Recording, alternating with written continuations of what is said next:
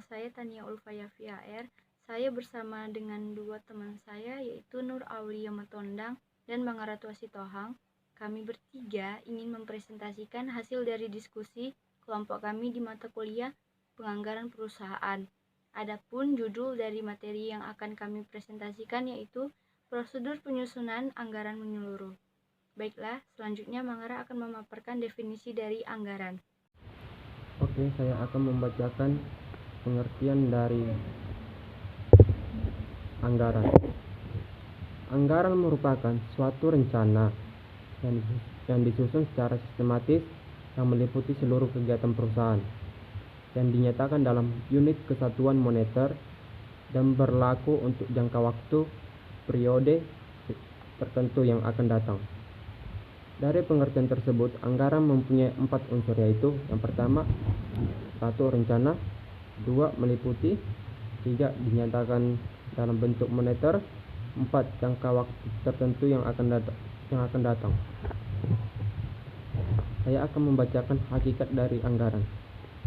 Anggaran merupakan alat penting untuk perencanaan dan pengendalian jangka pendek yang efektif dalam organisasi.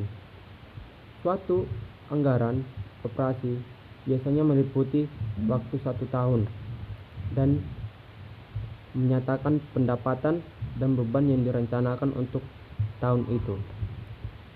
Terima kasih. Selanjutnya, proses penyusunan anggaran. Penyusunan anggaran adalah proses pengoperasionalan rencana dalam bentuk penguantifikasian, biasanya dalam unit moneter, untuk kurun waktu tertentu. Anggaran merupakan rencana yang diungkapkan secara kuantitatif dalam unit moneter untuk periode 1 tahun. Proses penyusunan anggaran, yang pertama, identifikasi dan evaluasi variabel eksternal atau trend-matching. Di sini, identifikasi dan evaluasi variabel eksternal atau sering disebut trend-matching adalah proses pengamatan terhadap tren atau gaya suatu perubahan lingkungan makro dan lingkungan industri yang bertujuan mengidentifikasi akan peluang yang dapat tercapai serta ancaman yang harus dihadapi oleh perusahaan dalam setiap lingkungan tersebut. Yang kedua, pengembangan tujuan umum perusahaan. Sebelum merumuskan strategi, suatu perusahaan harus memiliki tujuan umum yang menjadi harapan untuk dapat tercapai oleh perusahaan. Yang ketiga, pengembangan sasaran khusus bagi perusahaan. Dalam pengembangan sasaran khusus ini memiliki tujuan dalam proses anggaran yang untuk mengarahkan serta memfokuskan tujuan umum yang lebih terperinci lagi serta menginformasikan informasi umum kepada informasi perencanaan yang lebih spesifik. Yang keempat, ada pengembangan dan evaluasi strategi perusahaan.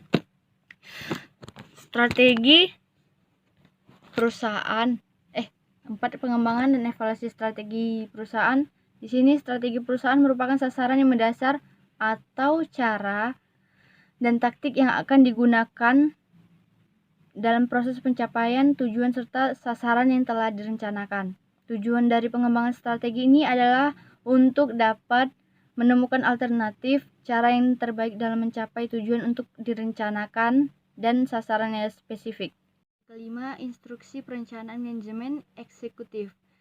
Instruksi perencanaan manajemen eksekutif yaitu seperti mengkomunikasikan materi perencanaan yang dibutuhkan oleh semua tingkatan manajemen agar ikut berpartisipasi agar pengembangan perencanaan laba strategis untuk tahun anggaran tertentu. Yang keenam, persiapan dan evaluasi perencanaan proyek. Dalam pembuatan rencana proyek, rencana taktik, serta rencana strategis, anggaran memiliki konsep yang komprehensif dan biasanya akan mencakup suatu pendekatan yang sistematis dan terintegrasi. Setiap manajemen membutuhkan tabel atau grafik yang menggambarkan waktu dalam pengambilan keputusan dan perencanaan pada setiap unitnya. Yang ketujuh, pengembangan dan persetujuan rencana laba strategis beserta taktik penerapannya. Dalam perusahaan, setiap manajer memiliki tanggung jawab lalu membaginya jika akan memulai kegiatan kerjanya untuk mengembangkan rencana laba secara strategi serta taktik yang disusun secara bersama-sama. Yang kedelapan, Perencanaan rencana laba, pelaksanaan rencana laba yang sebelumnya telah dikembangkan dan disetujui dalam melaksanakan proses perencanaan ini mengikut serta fungsi manajemen seperti penganggaran kepada bawahan guna mencapai tujuan dan sasaran perusahaan. Yang kesembilan, penggunaan laporan kinerja periodik. Bila rencana laba telah dilaksanakan dalam periode tertentu, maka selanjutnya adalah laporan kinerja periodik yang dibuat berdasarkan laporan bulanan. Yang 10, penggunaan penganggaran biaya fleksibel. Dalam anggaran fleksibel atau sering disebut dengan anggaran variabel memiliki konsep yang hanya digunakan pada biaya yang terpisah dari rencana laba yang telah dibuat. Setelah anggaran fleksibel ini bersifat tambahan, anggaran fleksibel akan menjelaskan informasi yang secara realistis perihal biaya yang tepat yang dapat digunakan dalam menghitung jumlah anggaran untuk segala macam jumlah output atau tingkat operasinya dalam setiap pusat tanggung jawab. Dan yang terakhir, penerapan tindak lanjut. Dalam penerapan tindak lanjut, umumnya dibutuhkan alat pemisah antara sebab dan akibat. Misalnya, macam-macam kinerja adalah sebuah akibat atau hasil.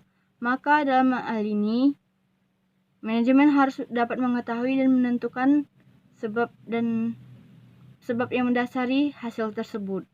Dilanjutkan teman saya, Aulia. Warahmatullahi wabarakatuh. Saya Nur Aulia yang mempresentasikan hasil presentasi saya. Hubungan dengan perencanaan strategis. Perencanaan strategis adalah proses untuk memutuskan hakikat dan ukuran dari beberapa program yang harus dijalankan guna mengimplementasikan berbagai strategi organisasi. 2. Kegunaan anggaran. Penyusunan anggaran operasi mempunyai 4 tujuan utama, yaitu untuk menyesuaikan rencana strategis. Yang kedua, untuk membantu mengordinasikan aktivitas dari beberapa bagian organisasi. Ketiga, untuk menugaskan tanggung jawab kepada manajer. Keempat, untuk memperoleh komitmen yang merupakan dasar untuk mengevaluasi kinerja aktual manajer. Yang keempat ini terbagi menjadi 4 bagian, yaitu 1. Menyelaraskan dengan rencana strategis. Yang kedua, koordinasi. Yang ketiga, penugasan tanggung jawab. Keempat, dasar untuk evaluasi kerja. Dan terakhir, saya akan menyimpulkan hasil dari makalah kami, yaitu anggaran merupakan implementasi dari rencana strategi yang telah ditetapkan. Penyusunan anggaran adalah proses pengoperasian rencana dalam bentuk penguantifikasian, biasanya dalam unit moneter untuk kurun waktu tertentu. Sekian dari makalah kami, saya ucapkan terima kasih.